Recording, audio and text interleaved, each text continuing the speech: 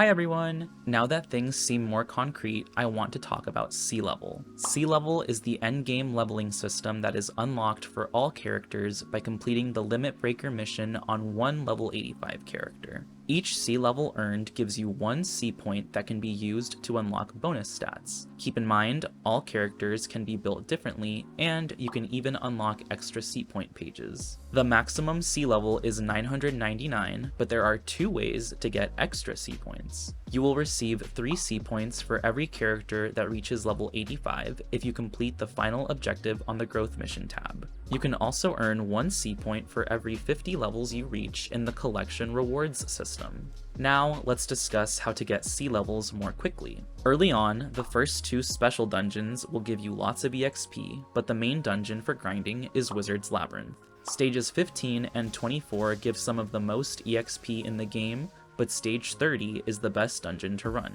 There are always rooms where players use MP1 skills to delay Grandial and quickly finish the dungeon. If you want advice for clearing this dungeon, you can check out my guide linked in the description. Unfortunately, some of these rooms are a bit gatekeepy in regards to stats, but there are often rooms that say free or just MP1 that you can try joining. Another way to gain Chase Point EXP is to use Chase EXP potions. These can be acquired by completing a Chase Cordy set in the Hero Collection, or by clearing the Void Raid dungeons. You will get 1 potion per stage cleared. With all that out of the way, let's talk about point distribution. Please keep in mind that this is how I like to distribute points, so please feel free to share your tips in the comments. For all characters, I like to max out additional EXP gain. Not only will this help with gaining sea levels, but maxing this out on new characters will help you reach level 85 a lot more quickly, so you can get your 3 additional points. Next, I like to max all skill damage. Skills are your main source of damage, so let's buff those as soon as possible. For MP characters, I like to max reduce skill MP next, so we can spam our skills more often.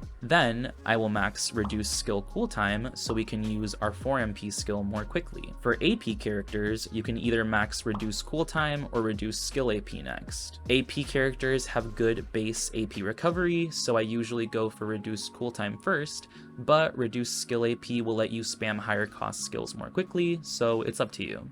After that, I'll max attacked damage and damage to bosses to increase our damage even more. Then, to help survive in endgame dungeons, I like to max reduce damage from bosses. Now, the next few stats can be unlocked in any order based on what you want to do with your character. If you want to focus on runes that have damage stats, I would recommend putting 50 to 100 points into taint resistance. You honestly only need 15 to 20% taint resistance for the important endgame dungeons, which you can get from runes most of the time, but if you want to farm World Harrier, I would max this stat out. Since I like to use skills as soon as possible, I'll put 25 to 50 points into MP upon start for MP characters, which is useful when speedrunning dailies. If you're really greedy, you can max this out on AP characters to start with 2 bars of MP. But again, they have really good AP recovery, so this might be a waste. If you want to prioritize total attack, I would max the attack stat before taint resistance and MP upon start, since this increases total attack. After maxing all of the above, I think I'm going to stop prioritizing increasing my sea level, but if I were to keep getting sea points, I would put them into these stats in this order. And that's all I have for this one. Again, this is how I personally think about distributing sea points, but I'd love to hear how you guys do it in the comments below. I also linked some resources in the description if you'd like to see other points of view. But that's all for me. Bye!